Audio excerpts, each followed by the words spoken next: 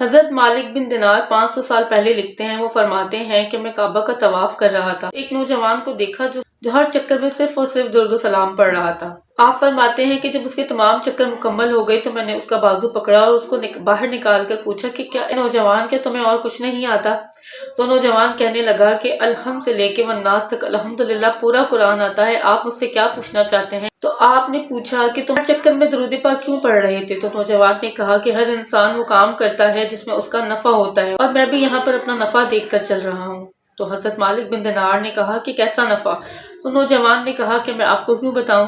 تو آپ نے فرمایا کہ کیا تم نہیں جانتے کہ میں مالک بن دینار ہوں؟ تو نوجوان کہنے لگا کہ اگر آپ مجھ سے نہیں پوچھتے تو میں کبھی نہ بتاتا۔ نوجوان بتانے لگا کہ میں اپنے والد کے ساتھ حج کے لیے سفر پر روانہ تھا، راستے میں وطن سے دور پردیس میں اچانک والد صاحب بیمار ہو گئے اور مغرب کی نماز کے بعد اچانک والد صاحب کی طبیعت زیادہ بگڑ گئی اور انتقال فرما گئے۔ ایک میں اور ایک میرے والد کے سوا کوئی موجود نہیں تھا۔ پریشانی کی حالت میں نے لالٹین کا انتظام کر کے اپنے والد صاحب کے چہرے کی طرف دیکھا۔ والد صاحب کا چہرہ کالا سیاہ ہو گیا تھا۔ اندھیری رات، جنگل کا ویران راستہ اور وطن سے دور، میں انتہائی پریشانی کی حالت میں، اور جب میرا کوئی بس نہ چلا تو میں ایک درخت کے سہارے ٹیک لگا کر بیٹھ گیا اور اپنے اللہ کے آگے زاروں کے تار رونے لگا اور اپنے اللہ کے سامنے گڑگڑانے لگا کہ یا اللہ، تو اس مشکل ٹائم میں میری مدد فرما اور مجھ پہ اپنا رحم و کرم کر۔ میری نظریں نیچے ہی تھی کہ مجھے خوشبو محسوس ہونے لگی، اور جب وہ خوشبو شدت سے ہر طرف مہکنے لگی تو میں نے دیکھا کہ کچھ لوگ میرے قریب سے گزرے ہیں، مگر یہ لوگ زمین کے رہنے والے نہیں لگ رہے تھے۔ چاند اور ستاروں کی طرح روشن یہ لوگ میرے قریب سے گزرنے لگے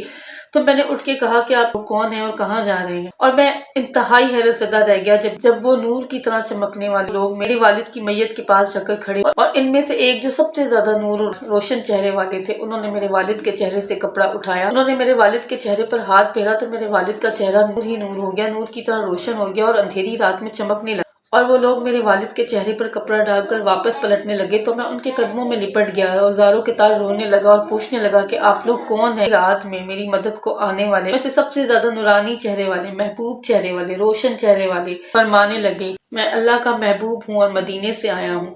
میں قدموں میں لپٹ گیا اور پوچھنے لگا کہ مجھے بتائیے کہ میرے والد صاحب آخر ایسا کون سا عمل کرتے تھے کہ جس کی وجہ سے سرور کائنات محمد مصطفیٰ صلی اللہ علیہ وسلم خود مدینہ سے تشریف لائے ہیں؟ تو آپ فرمانے لگے کہ تمہارے والد دن رات کثرت سے مجھ پہ درود و سلام بھیجتے، اس نے زندگی کی تمام عمر ایک لمحہ بھی مجھے نہیں بھلایا، مجھ پہ لمحہ بہ لمحہ درود و سلام بھیجا، تو آج میں اس کو کیسے بھول سکتا تھا؟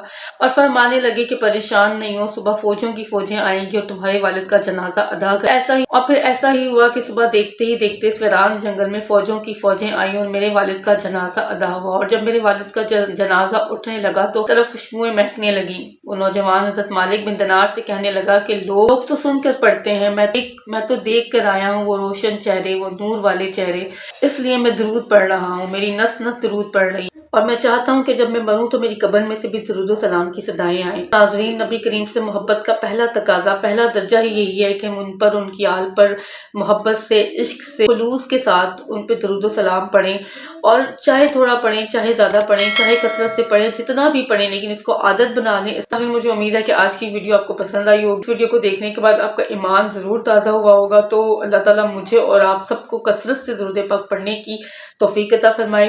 ملتے ہیں ایک نیکسٹ ویڈیو میں، تب تک رکھنا ہے اپنا بہت سارا خیال۔ اللہ حافظ۔